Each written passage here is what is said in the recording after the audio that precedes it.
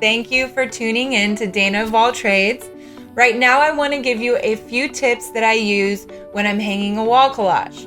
One thing that I found that was really helpful when I'm creating a wall collage is to hang the photos blank. That way, if I need a certain photo to be landscape or portrait, or maybe I need it to be a 4x6 instead of a 5x7, I have the flexibility to change that. I can either add a mat or I can rotate the frame. And I found that that makes it much less stressful when I'm trying to fit the frames.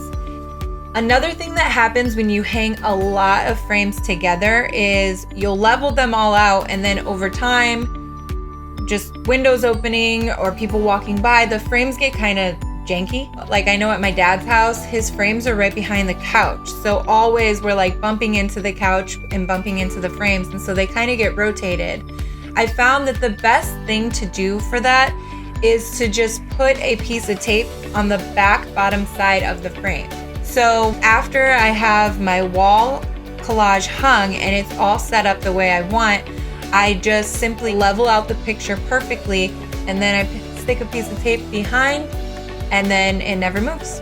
The last tip that I have for you when doing a wall collage is using sticky notes. Whether I hang the frames blank or I end up wanting to update all the frames that I do have hung, I always use sticky notes and just write on the sticky note what picture is going to go there.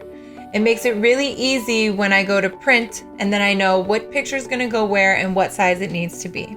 So that's just a way that I keep track of everything that needs to be printed. Those were just a few tips that I use when making a wall collage, and I promise you it saves me so much time and headache. Let me know if you found these tips useful, and make sure you subscribe to my channel. Thanks for watching.